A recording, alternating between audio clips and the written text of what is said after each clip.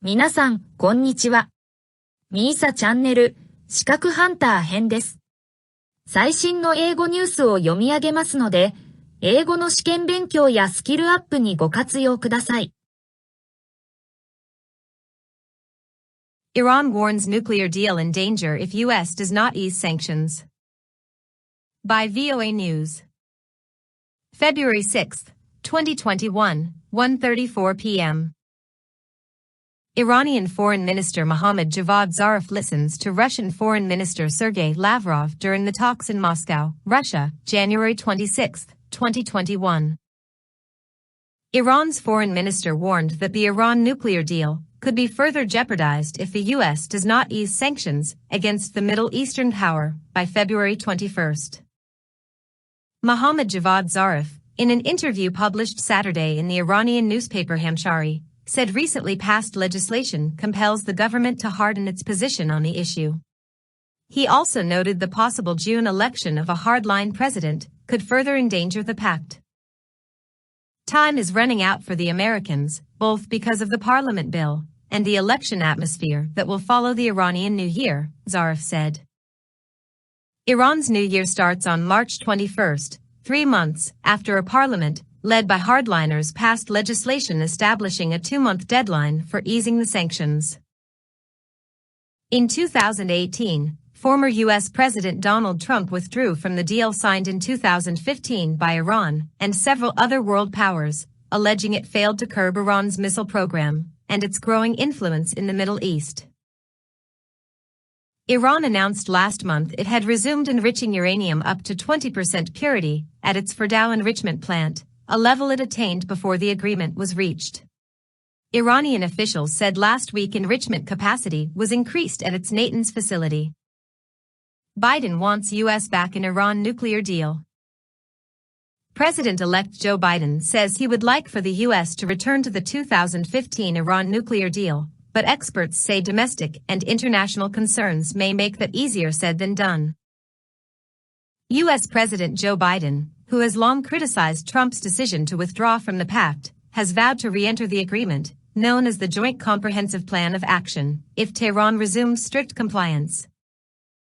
Under the deal, some sanctions against Iran were lifted in exchange for reducing its nuclear activities. Iran has demanded that the U.S. ease sanctions before it resumes compliance, and rejected talks on broader security issues.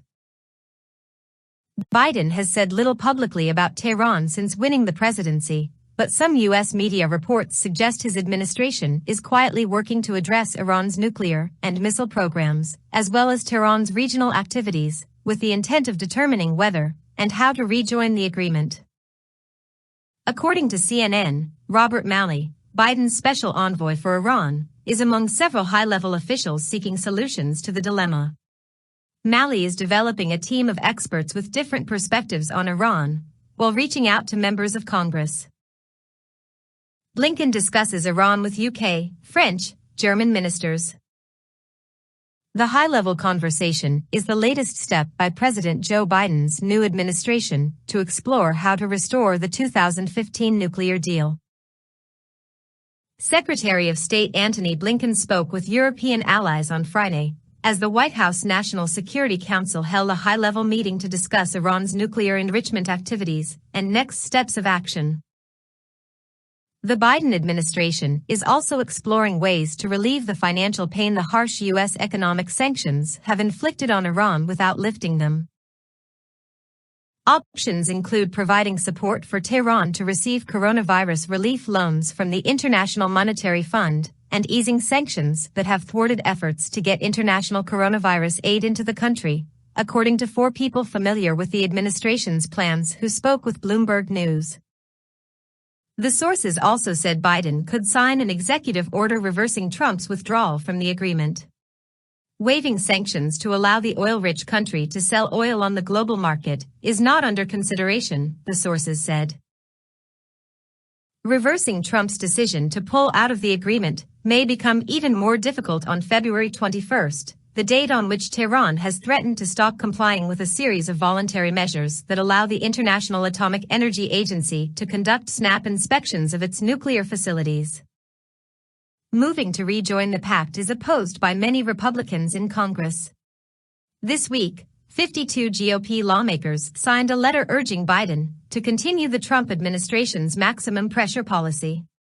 The letter claimed the strategy has emboldened protesters within Iran and shifted the power balance in the Middle East, including several countries normalizing ties with Israel.